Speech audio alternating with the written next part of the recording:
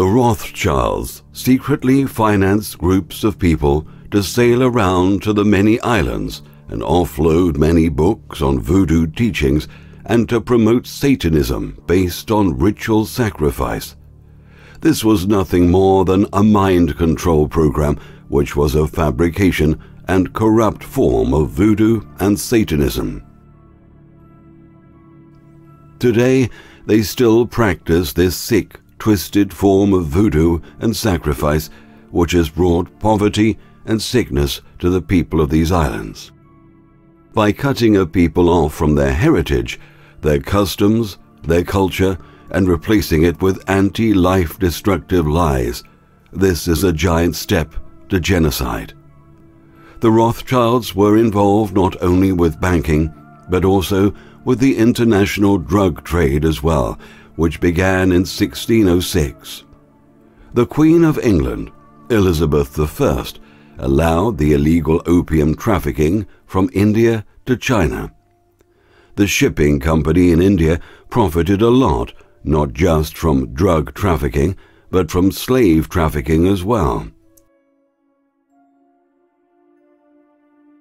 During the 1880s, the Sassoon family, who became the Rothschild of the Far East, was granted opium monopoly rights because Britain wanted to distance itself from the drug trade.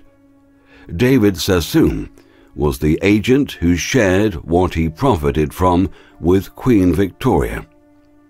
When hundreds of chestloads of addictive drugs were destroyed and opium was banned in China, Sassoon and Britain retaliated by stealing and making the island of Hong Kong the British international drug trade and forcing the entire nation into drug addiction. Albert Sassoon, the son of David Sassoon, was the one who spread the illegal opium trade in China and Japan and was then knighted by Queen Victoria in 1872.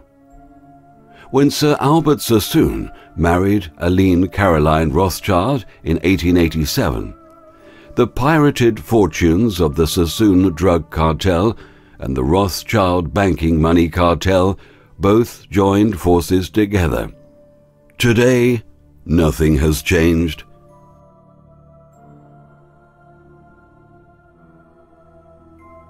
It's business as usual for these bloodline descendants, running their billion-dollar opium trade off Afghanistan.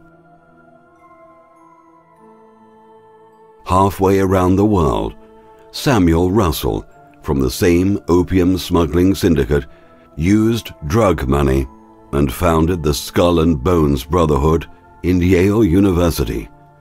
They financed exclusive members into political power positions in the U.S. Supreme Court, the White House, which is the biggest whorehouse in the country, and the CIA, where George Bush became the CIA director.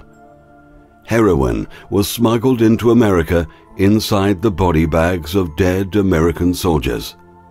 By the end of the 1960s, 1/3 of U.S. soldiers in Vietnam and close to 1 million Americans were hooked on heroin. In the 1960s, the CFR had a month-long meeting, and the topic was which country should create the future global culture. They decided that Hollywood would basically create the culture for the world, backed up by the musical industry. The cabal wanted to turn the youth of America onto all these drugs, including LSD and hashish. Celebrity anti-war activists like Aldous Huxley, Timothy Leary, and Bertrand Russell sold American youth on acid rock. Their financing came from the Wahlberg Banksters and IPS, Institute for Policy Studies. Over 100 million dosages of LSD that hit the streets of America were purchased by Timothy Leary and Alan Dulles through the Sandoz Pharmaceutical Company in none other than Switzerland. Switzerland, the country designated as neutral by the royal elite families, the place where they stash their bullion and cash in vaults underneath Zurich Airport's runway, chemist Dr. Albert Hofmann was hard at work, responsible for synthesizing and isolating the alkaloids of ergot fungus. He eventually managed to manufacture lysergic acid diethylamide, which became known as LSD. Critics of the drug cultures blamed parents, teachers, law enforcement, and just about everybody except the people who were really behind it all, namely the Rothschilds, the Warburg Banksters, and the Committee of 300.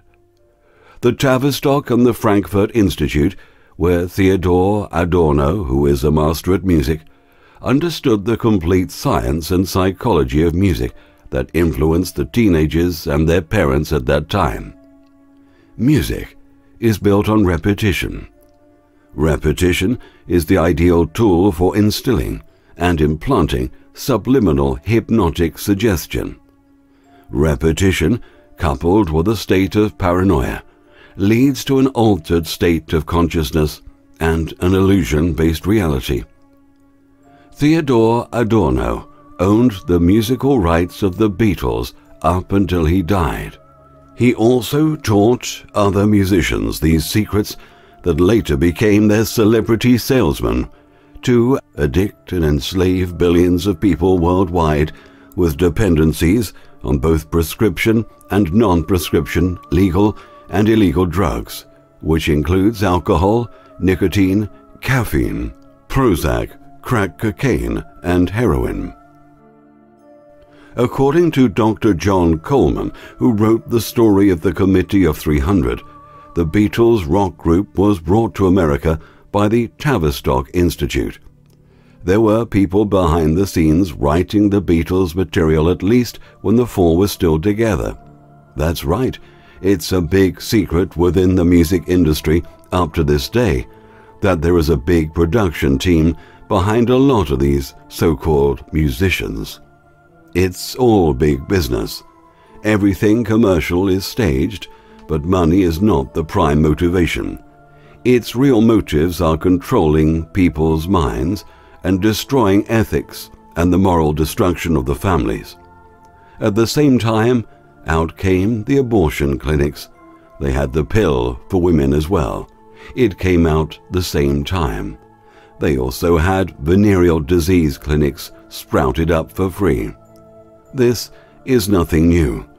Beethoven was also financed to do experimentations in theaters with certain types of disharmonic music and found it would cause anger and aggression in the audience, and even fights broke out with discordant notes and sounds.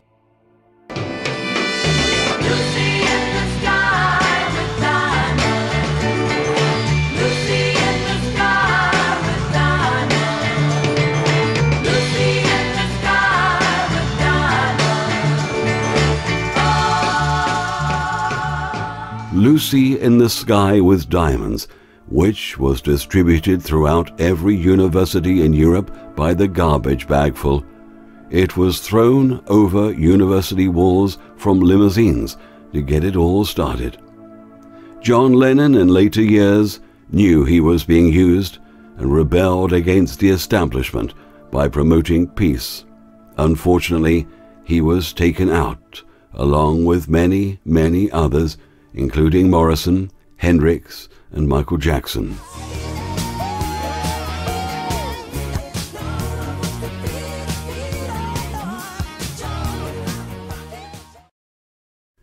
When movie stars, rock stars, and athletes talk, we listen. We think that they are the most important people in the world. That is why they're paid millions of dollars. The public grovel at their feet. The general public are so dumbed down and brainwashed into worshipping elitism instead of knowing the real power they possess, and they are the real stars.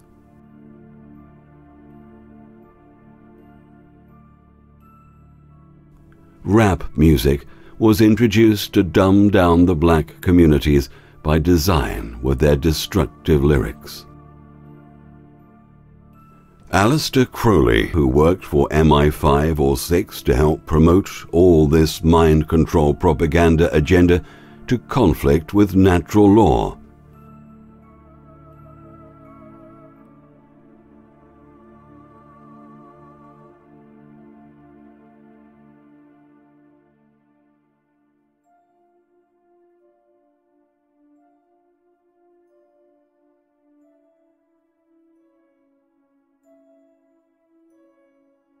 You're managed by the company, and this surprised me. I only found this out. You're managed by the company you look after S Club 7, you should look after the Spice Girls Simon Fuller. Have they tried to mould you in any way, though, if people ask you to do things to change the way you look or speak or behave?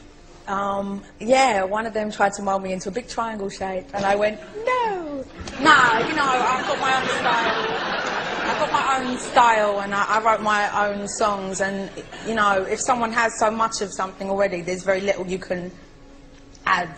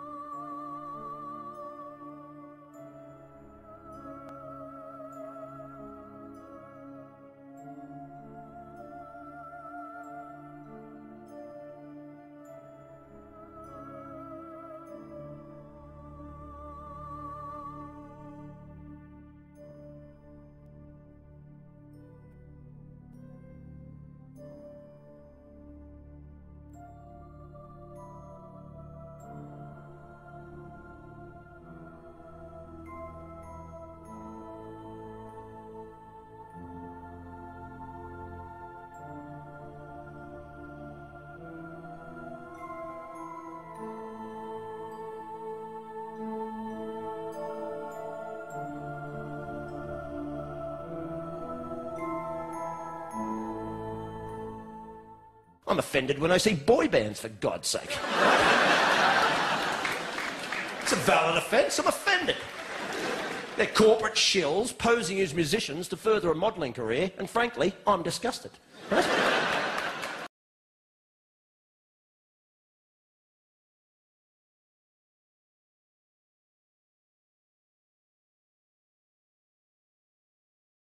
The headliners, the guy who make Hollywood runs like it does, right? Bring her to the upper penthouse tomorrow. So she thinking she getting ready to sign a contract. No, they want to pop her in her ass. And this is how they get down. They call it gravy. If you do get hurt, well, that's just gravy. Now, everybody, other people may know you from Gravy and your music career. Has this sparked the acting bug? Are we gonna see you in a lot more roles following this? Yeah, definitely. This is my newfound love. Music is my passion, and you know, acting. I'm definitely getting ready to jump into it. Okay. That's a Hollywood slogan for people who just got popped in behind. Well, how did it go, man? How's your career going? Oh, I can tell you right now, baby, everything's gravy. There's been a lot of people that's got their letters on the fly, and they read all the literature. They have them in a nice little room or a sweet hotel. It's real elegant. They do it really nice.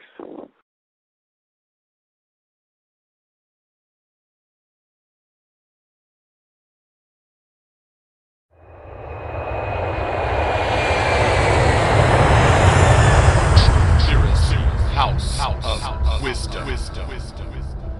Esoteric theologist and philosopher Christopher Lord brilliantly exposes the Illuminati matrix like no one else ever has. Mind-blowing, cutting-edge discoveries that will crush every foundation you stand on. And before you call it crazy, you better do your research, because you don't want to have to pull your foot out of your mouth later. Remember, truth is stranger than fiction.